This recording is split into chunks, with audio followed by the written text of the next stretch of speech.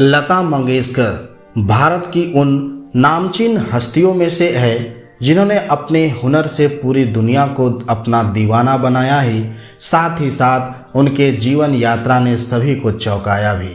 लता की गायकी को एक चमत्कार की तरह देखा जा सकता है।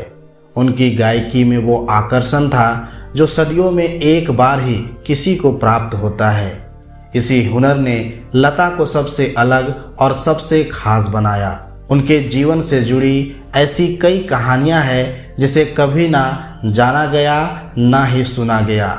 आज लता मंगेशकर से जुड़े उन किस्सों को आपके बीच लेकर हम आए हैं जो अनकहे और अनसुने हैं। लता मंगेशकर का जीवन संघर्षों से भरा हुआ था। उनका बचपन अभावों में गुजरा। उनके सर से मात्र 13 साल की उम्र में पिता का साया उठ गया था। ये वो समय था जब लता के ऊपर परिवार की जिम्मेदारी आ गई थी, जिसके बाद उन्होंने अपनी विधवा माँ के साथ 3 बहनें और भाइयों के लिए काम की शुरुआत की। उन्होंने गायकी को ही अपने जीवन यापन का जरिया बनाया। लता ने मात्र 5 साल की उम्र से गायकी शुरू कर दी थी, लेकिन घर पर कम उम्र में ही जिम्मेदारियों का बोझ पड़ने पर उन्होंने इसे प्रोफेशन बना दिया। उन्होंने गायकी की शुरुआत मराठी फिल्म में गाना गाकर किया था। उनका पहला गाना मराठी फिल्म किती हसाल का नाचू या गड़े था। इस गाने को संगीत दिया था सदाशिव राव ने। उनका पहला गाना ही फिल्म में नहीं चुना गया, लेकिन इसके बाद भी उन्होंने मराठी फिल्मों में गाना जारी रखा। लता मंगेशकर ने अपने शुरुआती दिनों में अभिनय भी किया था। उन्होंने अपने पिता के मित्र मास्टर विनायक की फिल्म पहली मंगला गौर में अभिनय किया था। इसके बाद ही लता को पहला हिंदी गाना गाने का मौका मिला। इस गाने का नाम था माता एक सपूत की। इसके बाद भी लता का संघर्ष जारी रहा। उन्होंने काम की तलाश जारी रखी जब तक उन्हें ढंग का काम नहीं मिल गया। लता की प्रतिभा को सबसे पहले जाना था उस वक्त के प्रसिद्ध संगीतकार मास्टर गुलाम हैदर ने। उन्होंने लता की आवाज़ सुनी थी और उन्हें इंडस्ट्री में लोगों तक पहुंचाने की कोशिश भी की। उस वक्त लता बहुत कमज़ोर थी। वो दौर ऐसा था जब लता की आर्थिक स्थिति बदहाल थी। मास्टर गुलाम हैदर और लता से जुड़ा एक किस्सा बहुत चर्चित था।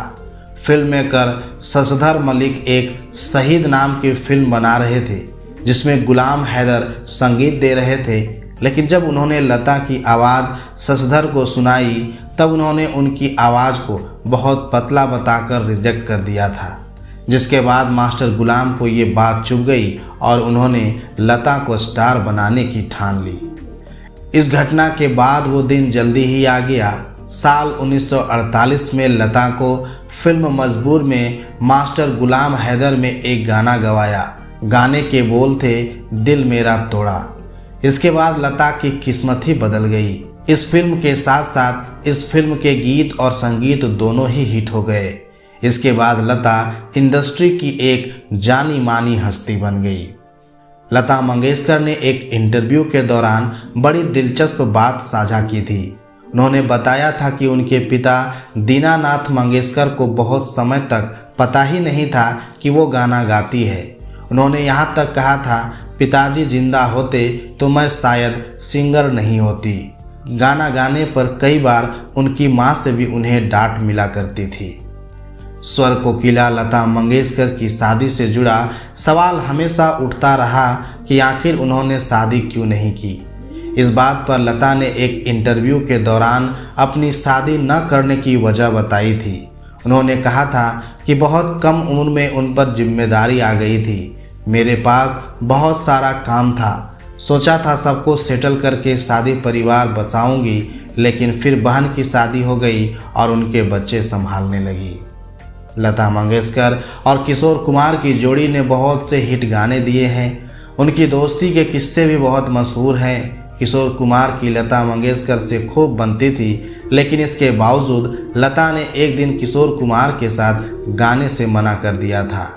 इसके पीछे की कहानी ये थी कि किशोर जब भी आते थे तो लता को खूब जोक सुनाते थे, जिसे सुनकर वो लगातार हंसती थी और उनकी आवाज़ गड़बड़ हो जाती थी।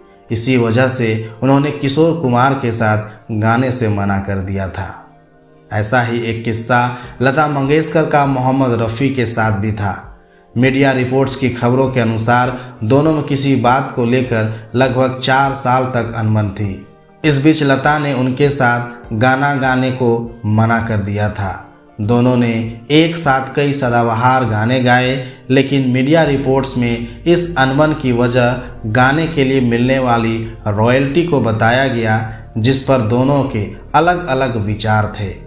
हालांकि बाद में फिर दोनों की बातचीत शुरू हुई और दोनों ने फिर एक साथ काम करना शुरू कर दिया।